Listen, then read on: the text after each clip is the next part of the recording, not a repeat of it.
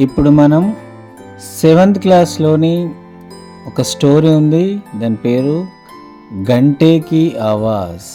Okay, గంట శబ్దం అన్నమాట దీని మీనింగ్.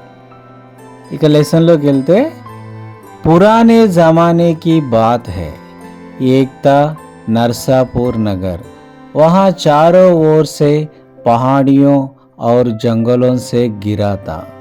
कुछ दिनों से लोग परेशान थे, जंगल से रह रह कर घंटा बजने की आवाज़ आती है। పురానే జమానే కి బాత్ హై, ఇది చాలా ఏళ్ళ కిందటి మాట.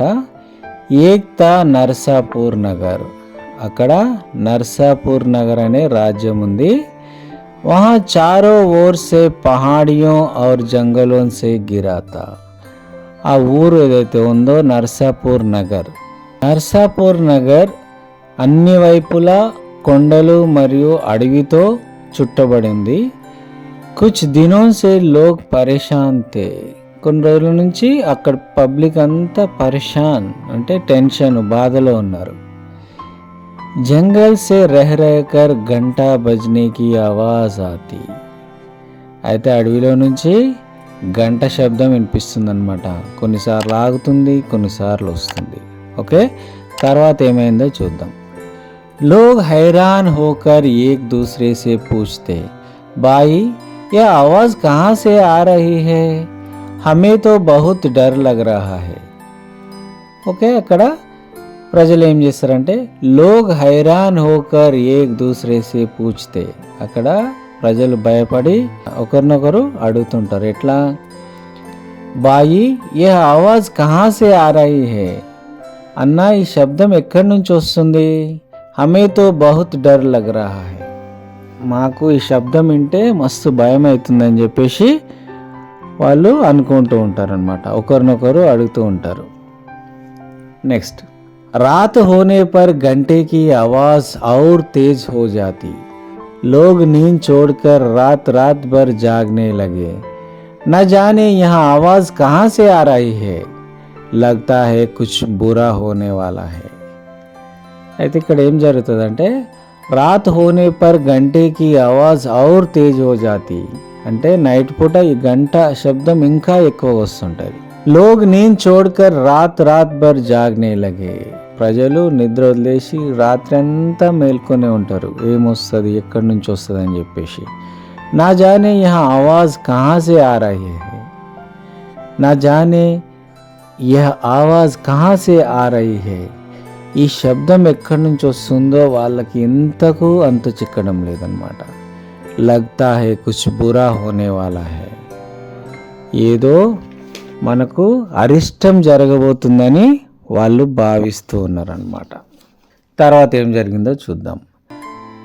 ఫిర్ ఏక్ ముసాఫిర్ నే కహా, జంగల్ మే ఏక్ భయానక్ రాక్షస్ रहता है, వహీ గంటా బజాతా रहता है. అయితే ఫిర్ ఏక్ ముసాఫిర్ నే కహా, అయితే ఒక దారిన పోయే ప్రయాణికుడు అన్నాడు, జంగల్ మే ఏక్ భయానక్ రాక్షస్ रहता है అంటే అడవిలో ఒక భయంకరమైన రాక్షసుడు ఉన్నాడు. వహీ గంటా బజాతా रहता है, ఆ రాక్షసుడే ఈ గంటను వాయిస్తూ ఉంటాడు అని చెప్పేసి చెప్పిండు అనమాట. దీంతో వాళ్ళ భయం మరింత ఎక్కువైపోయింది. अब लोग और भी डर गए, सब मिलकर राजा के पास गए. लोगों ने कहा, महाराज हमें घंटा बजाने वाले राक्षस से बचाइए. अब लोग और भी डर गए, ప్రజలు ఇంకా భయపడ్డారు ఈ మాటలతోటి.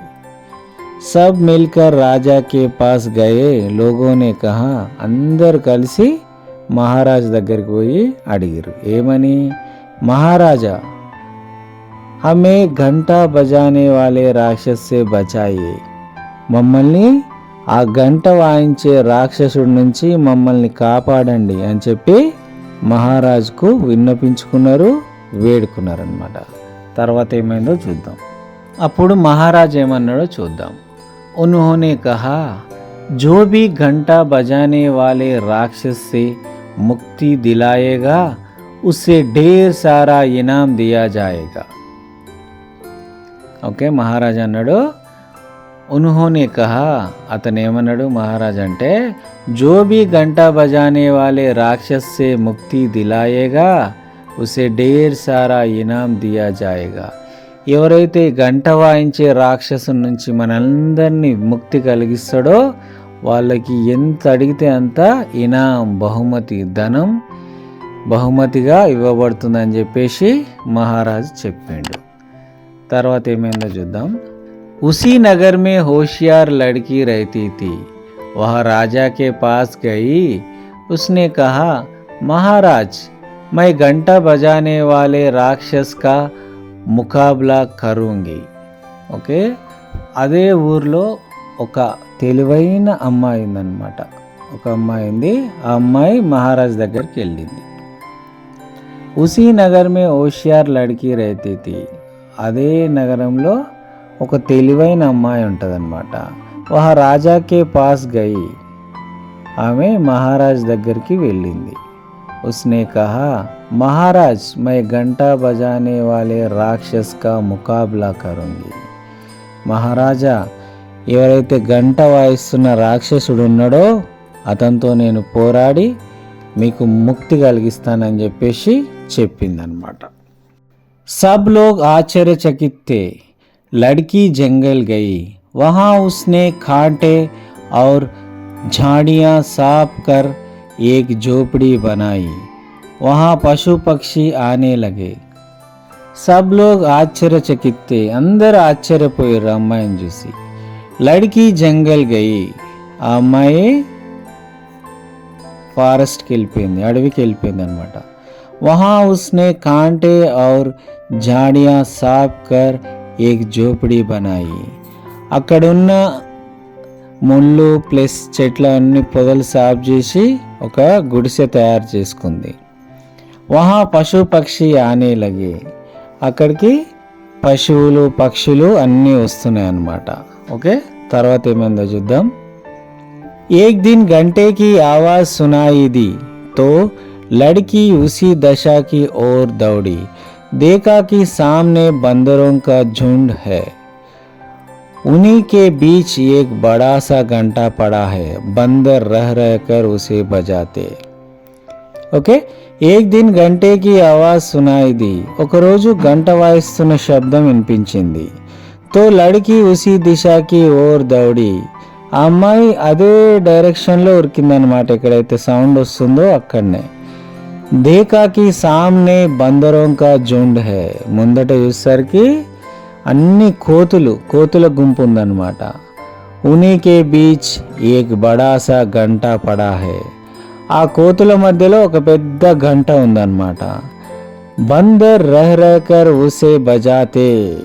ఆ కోతులన్నీ ఆ గంటను వాయిస్తూ ఉంటాయి అన్నమాట. ఓకే, అర్థమైందా? ఈ గంట శబ్దం ఎక్కడి నుంచి వస్తుందో ఇట్లా వస్తుంది అనమాట.